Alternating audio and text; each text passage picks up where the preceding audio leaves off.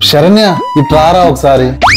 ఎందుకు మురళి? ఒక్కసారి ఇక్కడికి వచ్చి కూర్చో. అబ్బబ్బా, ఏంటి మురళి ఊరికే పని చేసుకుంటుంటే పిలుస్తా ఉంటావు? ఇదిగో తాగు. ఏంటిది? చెప్పా. మందు.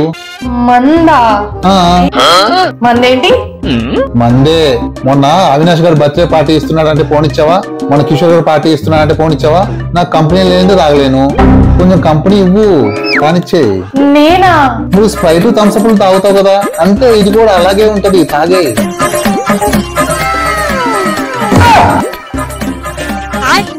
ఏంటండి అలా చూస్తున్నారు? మీరేగా తాగమన్నారు. అది రాని వాటర్ పోసుకొని తాగాలి. అవునా?